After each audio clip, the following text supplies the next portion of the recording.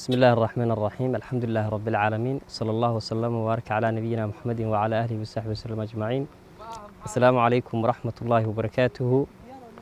عيد مبارك كل عام وأنتم بخير، تقبل الله منا ومنكم صالح الأعمال. waxaan halkan ka salaamayaa dhammaan ummadda islaamka una hambalyeynaya ciidul fidriga iyo dhammaan ummadda Soomaaliyeed gaar ahaan reer Jubbaland. waxaan leeyahay ciid wanaagsan. ilaahay subxaanahu wa tacaala acmaashii aan soo qabanay allah inaga aqbalo. waxaanan xasuusinayaa qof kasta oo muslim ah in maanta ramadaan aan soo afjarnay laakiin aynan cibaadadii rabbi aynan dhamaynin. marka iyadoo saas ah maanta maadaama ay ciid tahay maalin farxadeed ay tahay waxaan u soo baxnay dhanka baadiyaha magaalada la yiraahdo Kismaayo buulo guduud beeraha hoos yimaada. marka waxaan ku dhex sugannahay dhul runtii aad iyo aad u qiimo badan oo beero ah.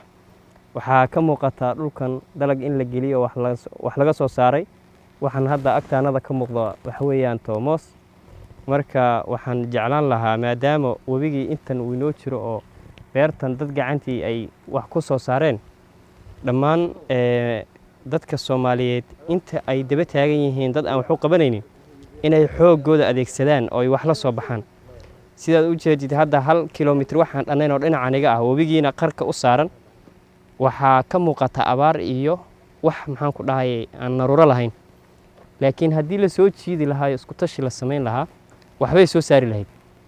saas laajligeed waxaan aad iyo aad runtii ugu boorinayaa madaxda Soomaaliyeed inay isku dayaan dhalinyarada waddanka ku dhibaataysan inay u sameeyaan shaqo abuur iyo dhiirigelin ku saabsan wax soo saarka dhulka.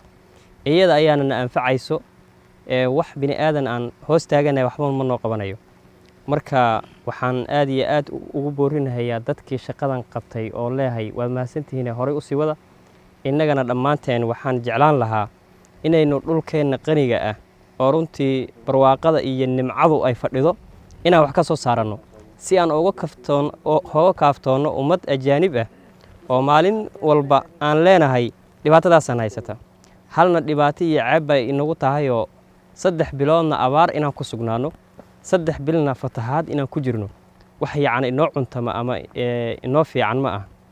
marka waxaa aad iyo aad u qiimo badnaan lahaa dadka Soomaaliyeed meel kastoo ay joogaan inay isku tashi sameeyaan oo ay dhulkooda imaadaan maal gashadaan si dadka tabarta yari ay horumar u sameeyaan oo iyaguna ay ugu tayadaan kuwan dhaqaalaha sameeyay.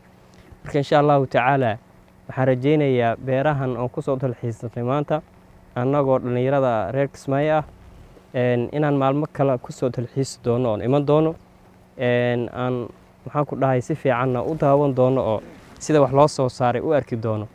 waxaanan ku boorinayaa qof kastaba inuu siday dhalinyaradani wax u soo saartay si la mid ah ay u soo saaraan. waxaan u mahad celinayaa dhalinyaradii aan soo wada soconay maanta oo waxoogaa aan soo soconay walow qorrax kulul ay maanta iska jirto oo ciid baa noo ahaatay laakiin qorraxdu ay yar kululeynayso. laakiin waxaan rajaynayaa qorraxdan kuleelka badan inuu roob ka dambeeyo. marka insha Allah tacaala dhulka waxaan rajaynayaa isagoo cagaaran oo barwaaqo ah oo sidan ka sii qiimo badan inaan iman doono insha Allah tacaala. aad iyo aad baan idin salaamayaa. assalaamu calaykum waraxmatullaahi wabarakaatuh.